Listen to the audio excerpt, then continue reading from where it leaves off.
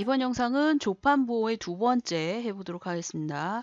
자, 위쪽에 보시면 문단이 끝났고 그 다음에 엔터를 치는데요. 엔터 친 다음에는 한 글자 간격, 다시 얘기하면 두 칸을 띄는 겁니다. 그래서 두 칸을 띄어서 아래쪽 글자에 맞춰서 표시가 되도록 하시고요. 자, 그 다음에 아래쪽으로 쭉 내려가서 이 부분에 보시면 특수문자 입력되어 있는 여기까지 범위를 다 잡으시고 그 다음에 글자 모양으로 들어가야 되겠죠. 그래서 얘를 글자 모양이라고 되어 있는 부분을 선택을 하시면 이 부분에 글자 모양에 대한 걸 선택할 수 있습니다. 도둠 18포인트 흰색으로 한번 해볼까요? 자, 18포인트로 선택을 했고 도둠을 선택을 합니다. 도둠 선택을 하고 그 다음에 흰색 그랬으니까 여기에 글자색을 흰색으로 합니다.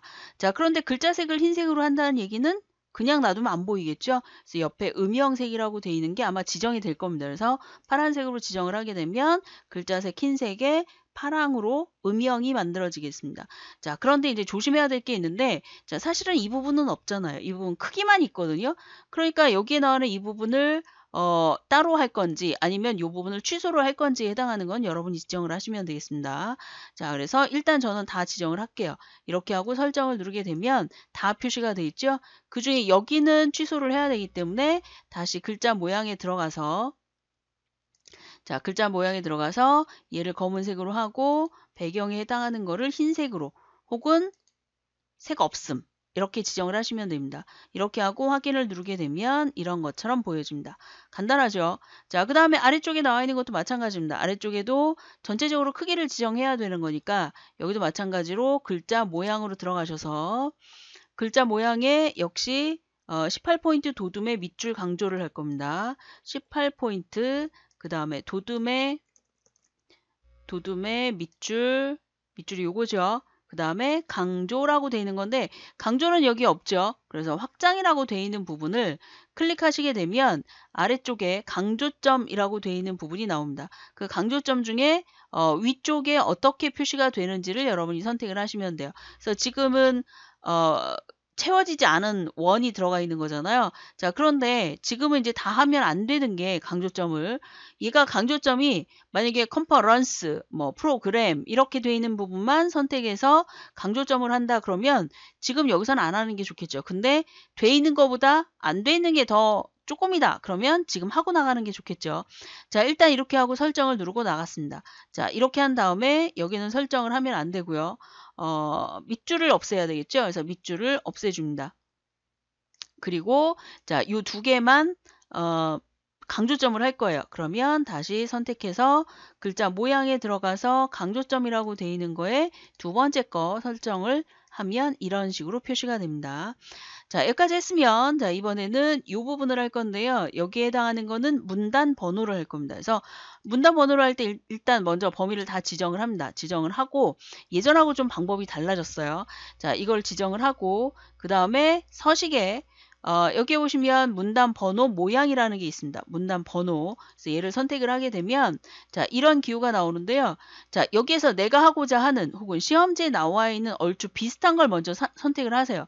선택을 하고 난 다음에 사용자 정의라고 되어 있는 걸 선택을 하게 되면 자, 여기에 내가 원하는 대로 얘를 지정을 할 수 있어요. 그래서 첫 번째 수준을 가점 이렇게 찍을 건데 지금 여기 한번 보시면 얘가 가점이라고 나와 있나요? 이 부분이 자, 가점이 아니라 그냥 가로가 나와 있죠. 그래서 여기에 나와 있는 여기에 가로를 지우면 이렇게 표시가 되고 뒤에 점을 찍으면 가점 이렇게 표시가 됩니다. 그래서 여기는 서식을 지정하는 거고 여기는 모양을 지정하는 겁니다.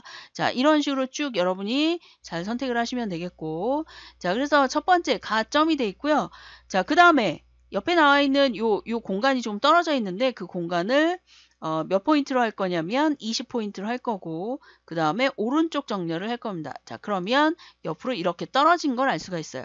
자, 이번에는 두 번째 수준을 합니다. 자, 두 번째 수준은 동그라미 안에 가를 할 거예요. 자, 그러면 동그라미 안에 가나다가 들어있는 거를 먼저 선택을 합니다. 자, 그랬을 때 가라고 되어 있는 옆에 가로가 있으면 안 되죠. 그래서 가로를 없애줍니다. 없애주고 아래쪽으로 내려가서 얘는 30 그리고 얘는 오른쪽으로 선택을 합니다. 자, 그러면 이런 식으로 표시가 되고 그 다음에 설정을 누르게 되면 사용자 정의로 하나가 만들어지면서 설정을 다시 눌렀을 때 이런 식으로 표시가 됩니다. 근데 다 똑같은 건데요. 자, 이거는 뭐냐면 제목을 하고 나머지 두 개. 자, 여기서부터 여기까지죠. 자, 그 두 개를 선택을 한 다음에 오른쪽으로 하나 밀어서 들어가야 돼요. 그래서 오른쪽으로 밀어서 들어가는 자, 이 부분을 선택을 하시면 됩니다. 한수준 감소라는 걸 선택을 하시면 돼요. 물론 바깥쪽으로 나갈 때는 한수준 증가를 누르면 되겠죠. 한수준 감소고 다시 얘도 역시 한수준 감소를 누르게 되면 이런 식으로 들어갑니다. 자, 여기까지 됐으면 이 부분을 줄간격을 해볼게요. 줄간격은 여기에 보시면 160이라고 나와 있죠. 자, 그래서 160이라고 돼 있는 거를 180 정도로 혹은 200 정도로 맞춰주시면 되겠습니다. 자, 이렇게 여기까지 했으면 자, 이번에는 더 아래쪽에 자, 아래쪽에 가서 표에 관한 걸 할 건데요. 자, 표에 관한 것 중에 지금 여기를 보시면 1일자, 2일자를 병합을 하는 거예요. 그래서 여기에 나와 있는 거를 병합이라고 되어 있는 것을 얘를 눌러도 되지만 M 키보드에 나와 있는 M을 누르셔도 돼요. 범위 지정하고 M 이렇게 누르셔도 병합이 가능합니다. 만약에 여기다가 선을 넣어야 된다 그러면 이미 만들어진 표에다가 중간에 선을 그리겠다 그러면 그리기를 이용해서 하시면 돼요. 그래서 표 그리기를 이용해서 이 옆에 있는 선하고 맞춰지는 선을 이렇게 그려주시면 되겠습니다. 자, 그러면 우리는 필요가 없으니까 얘를 ESC 한번 누르고 두 개 범위를 지정해서 M을 누르게 되면 이렇게 합치기가 됩니다. 여기도 합치기를 할 거고요. M. 자, 그 다음에 자, 이 표에 나와 있는 이 내용들은 전부 다 가운데 정렬을 할 거예요. 그래서 전체적으로 범위를 잡고 가운데 정렬을 선택을 해주고요. 자, 그 다음에 위쪽에 이 부분을 배경색을 지정을 할 거예요. 그래서 범위를 지정한 다음에 셀 배경을 지정할 때 컬러 C를 누르게 되면 배경색을 지정을 할 수가 있습니다. 그래서 배경색 중에 우리는 뭘 할 거냐면 그라데이션을 할 거고요. 그라데이션 중에 유형을 수평으로 할 거예요. 수평 유형 중에 시작색은 흰색으로 하고 그 다음에 끝색은 노란색으로 지정을 할 겁니다. 이렇게. 그리고 모양이 그쵸? 요 줄무늬죠. 줄무늬를 선택을 하고 설정을 누르게 되면 이렇게 줄무늬가 들어갑니다. 됐죠? 자, 그 다음에 이제 요 표에 선을 그려줄 겁니다. 그래서 L이 선이라고 그랬죠? 범위를 정하고 L을 누르게 되면 선이 없어질 건데 왼쪽과 오른쪽 선이 없어질 거예요. 그래서 설정을 누르게 되면 왼쪽과 오른쪽 선이 없어진 걸 확인할 수 있습니다. 자, 그 다음에 범위를 이렇게 두 개를 잡습니다. 자, 그리고 L, 그래서 위아래가 이중선이죠. 이중선 선택하고 위쪽과 아래쪽을 설정을 누르면 이중선이 만들어졌어요. 다시 한번 여기서부터 아래쪽까지 범위 지정하고 L, 그 다음에 다시 위쪽과 아래쪽. 위는 돼 있으니까 아래쪽만 선택하면 되죠. 자, 아래쪽을 이중선으로 선택해서 만들어주고 자, 이렇게 만들어주고 설정을 누르게 되면 이중선이 만들어진 걸 알 수가 있습니다. 자, 그리고 이제 글꼴이 바뀌는 경우가 있어요. 여기에 표는. 그래서 글꼴에 해당하는 걸 좀 바꿔줄 건데요. 굴림의 10포인트로 하겠습니다. 그래서 여기를 굴림, 그 다음에 10포인트로 10 됐죠? 자, 그리고 가운데 정렬 여기까지 됐습니다. 자, 여기까지 됐는데 보통 여러분이 그 표를 그리면 이렇게 딱 맞춰지는 경우가 있어요. 그래서 그린 다음에 하나, 둘, 세 개 정도 밑으로 내려주시면 돼요. 자, 세 개 정도 내린다는 건 뭐로 내리는 거냐면 신기하죠? 자, 마우스를 움직이지 않았는데 자, 범위를 다 지정하고 자, 키보드에 보시면 왼쪽 컨트롤 누른 상태에서 밑으로 내려가는 화살표를 누르시면 돼요. 자, 그래서 자, 왼쪽 키보드 컨트롤 누른 상태에서 밑으로 자, 하나, 둘, 셋, 세 번 정도 이렇게 누르시면 되겠습니다. 자, 그 다음에 얘를 바깥으로 빠져나가서 가운데 정렬을 누르시는 거예요. 표 자체 가운데 정렬. 이렇게. 자, 그래서 만들어 주시는데 만약에 여러분이 표를 만들었는데 시험지에 보니까 여기에 맞춰지더라 라고 할 때는 얘를 좀 줄여주시면 되겠죠. 자, 그 다음에 이제 아래쪽에 안전 요 부분. 자, 요거를 글꼴을 뭐로 할 거냐면 궁서라고 쓰고 그 다음에 24포인트로 만들어 줄 겁니다. 24 엔터. 자, 그 다음에 진하기로 한대요. 진하기. 그 다음에 장평. 자, 요거는 서식의 글자 모양에 들어가 보시면 장평이라는 게 나옵니다. 기본에 장평이라는 게 나오는데 장평은 뭐냐면 글자가 하나 만들어져 있어요. 자, 글자가 보통 한글인 경우는 가로와 세로가 길이가 1대1로 전강 문자예요. 그런데 장평을 얘를 늘려주면 가로 방향으로 늘어나는 거예요. 이렇게 장평을 줄여주면 이 부분은 그대로 있으면서 요 부분은 그대로 있으면서 요 가로 방향이 다시 반으로 줄어드는 것. 이거를 얘기합니다. 이게 장평이라고 얘기를 합니다. 자, 그러면 장평 부분을 몇으로 할 거냐면 95로 할까요? 자, 95. 자, 95라는 얘기는 가로 방향이 조금 작아진다는 뜻이에요. 자, 이렇게 95로 했습니다.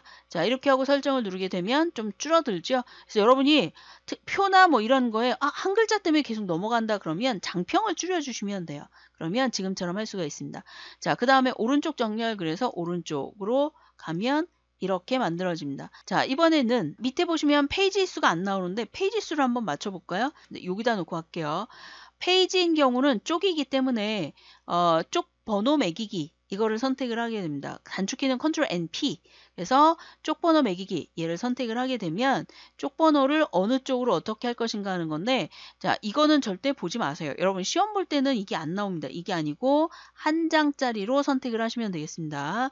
자 그래서 오른쪽 정렬 오른쪽으로 나오는 번호 이걸 선택을 하시고 그런데 번호 모양이 어떻게 되는가 하는 거예요. 밑에 보시면 번호 모양이 나오죠. 그래서 번호 모양을 뭐 아라비아 숫자로 하든지 아니면 그리스 로마자로 하든지 그걸 선택을 하시면 되겠죠. 그래서 선택을 해주시고 넣기를 누르시게 되면 자, 밑에 이렇게 표시가 됩니다. 그 다음에 다시 그 자리에서 세 번으로 시작 이렇게 하는 경우가 있어요. 쪽번호 몇 번으로 할 건지 이렇게 그래서 여기서 4 이렇게 선택을 하게 되면 쪽번호 3번으로 시작해서 이렇게 넣을 수가 있습니다. 그래서 버전에 따라 다르기 때문에 어떤 버전으로 할지 선택을 여러분이 한 거에 따라서 지정을 하시면 되겠습니다. 보통은 쪽번호에 나오는 3번으로 시작 이거를 지정을 합니다.